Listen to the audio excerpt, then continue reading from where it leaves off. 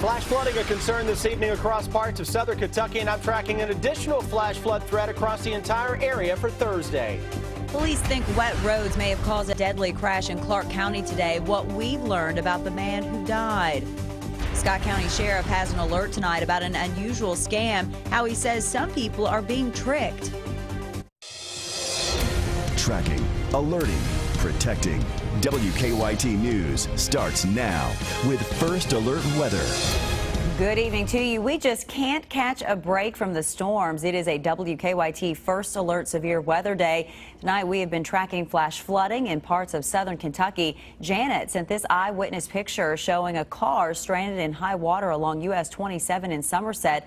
It looks like more heavy rain is on the way for tomorrow. We begin tonight with Chief Meteorologist Chris Bailey. Shows us what's on the First Alert Defender right now. Chris? Yeah, the heaviest rain, obviously, Amber, has been falling across Somerset and Pulaski County. It's a rare flash flood emergency that continues until 12:15 for the Somerset area over toward Mount Victory here into Pulaski County. But good news, rains have ended, waters are beginning to recede, and in some cases are now well within their banks. But a little earlier, things obviously going a little crazy here across parts of the Somerset area. No wonder. Look at what Defender is estimating. Between 2 and 3 inches of rain falling in some cases an hour's time frame here between Somerset and Burnside. A lot of the flooding right along 27 here through the Somerset area. No wonder. 3 inches of rain in an hour to 2 hours.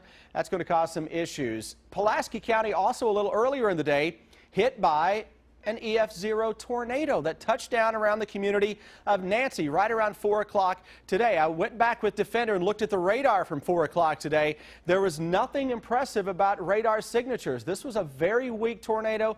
It had a short lifespan of just a few seconds on the ground.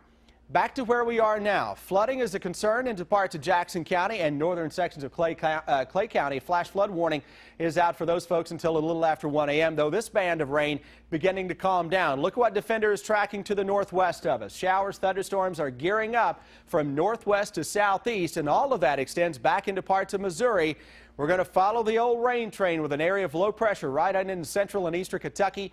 Rounds of thunderstorms, Amber, more torrential rainfall likely. That is increasing our flash flood threat, and a newly issued flash flood watch to show you when I come back in about 15 minutes. All right, we will see you then, Chris. Thank you. Here are some more eyewitness pictures from the flash flooding around Somerset tonight. Police say at one point, US 27 near Somerset Mall was covered in deep water.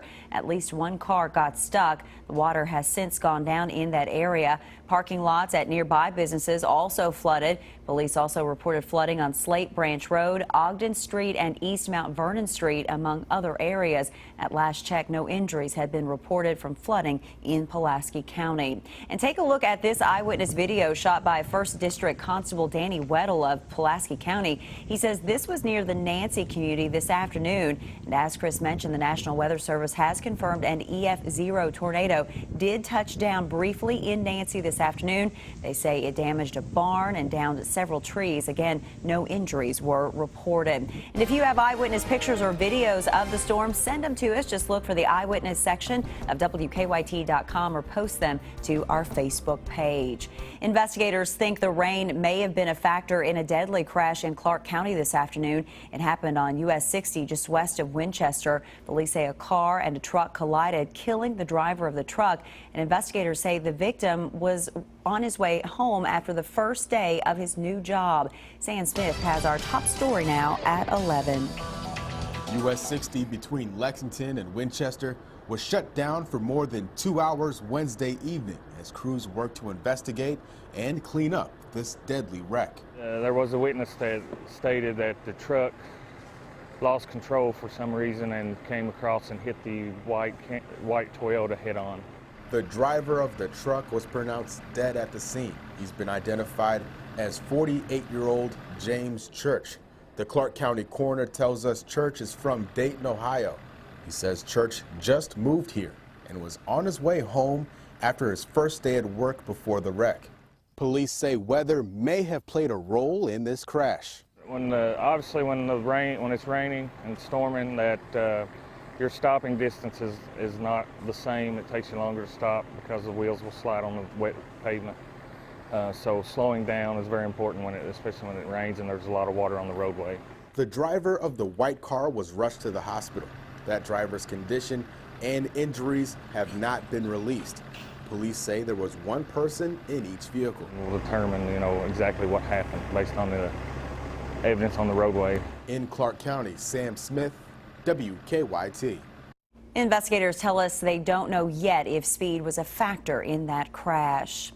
The call appears to come from the Scott County Sheriff's Office. The person on the phone claims you have outstanding fines and you need to pay up immediately to avoid jail. But tonight, the Scott County Sheriff says it is just a scam and he wants to make sure you're not the next victim. It's a story new at 11.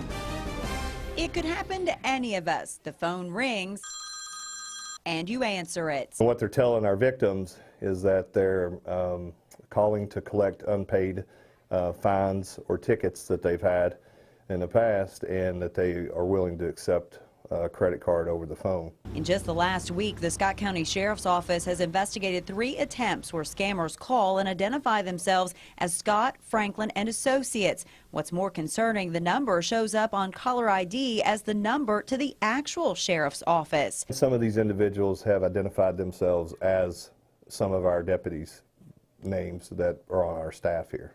So far, Sheriff Tony Hampton knows of only one person who has fallen victim and given the scammers her credit card information.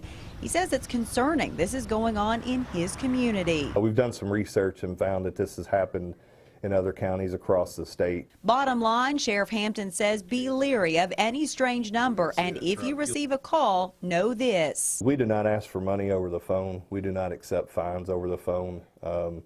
We don't conduct business that way here. Well, Sheriff Hampton reminds people to never give out personal information over the phone and to call the Scott County non-emergency number if you receive one of these calls. We have that information for you on WKYT.com. Well, they say it's not the time to remain silent. Today, the family of a Lexington murder victim pleaded for help finding his killer. Police say 42-year-old Kwame Elamin was shot June 21st while watching a Dirt Bowl basketball league game at Douglas Park. He died 4 days later. Lexington police haven't made any arrest in the case. His family says with so many people in the park that night, someone should be able to help police find answers. Kwame has a fiancée who is still dealing with the reality of his absence. 2 parents who are still alive, 6 sisters who are still hurting, and 3 children who will never again feel the love of their father. 4 other people were also shot at the park that night, but police say they all had non-life-threatening injuries. Friends and family of another Lexington murder victim held a vigil for her tonight to mark the 1st anniversary of her death. Police say 18-year-old Kiara Green was shot at a home on Scottsdale Circle. 3 other people were also shot but survived. So far, Lexington police have not made any arrests. Family members say Green is missed by many people. She was funny, goofy, always there to cheer you up if you need anything, easy to talk to, just there for her family and friends. Family members say Green had just graduated from East Jessamine High School when she was killed. They say she wanted to go to nursing school. We first told you about the crash as breaking news last night at 11. State police say Trooper Joshua Brainerd was heading to a non-emergency call when a car pulled out in front of him on US 27 near Somerset. Police say the driver of that car, 56-year-old Denise Koval, later died. Trooper Brainerd had minor injuries. Police say a black box in his car will be used in that investigation. A trooper spends a lot of time in his vehicle. Probably 95% of his day is spent in that car. And, you just never know what's going to happen. Police say Trooper Brainerd did not have his lights and sirens on at the time. They say he is now on standard administrative leave for 2 weeks while they investigate that crash. New tonight, Interstate 71 has reopened in Henry County after a deadly crash involving 8 vehicles. It happened around 1 this afternoon in the southbound lanes near Campbellsburg. Police are still trying to figure out how the crash happened, but they say 4 commercial vehicles and 4 cars were involved. They say 1 person died and 3 others were taken to the hospital.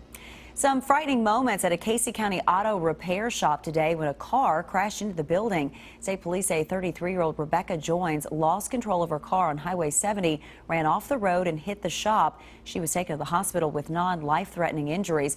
Police say she was later cited for DUI, having no insurance and having expired plates.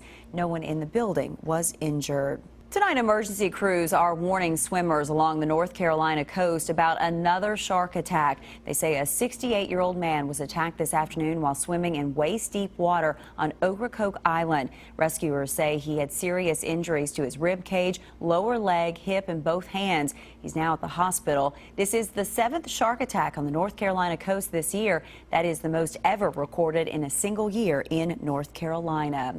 Tonight, the Department of Justice has launched an antitrust investigation to see whether major U.S. airlines are conspiring to keep airfares high. It comes as the summer travel season hits full swing. Chelsea Edwards has more. The government wants to know if some of the country's largest airlines are working together to limit the number of available seats to keep airfares high. CBS News has learned American, Southwest, United, and Delta received letters from the Department of Justice. American Airlines says the letter asked for information from the past 2 years related to statements and decisions about airline capacity.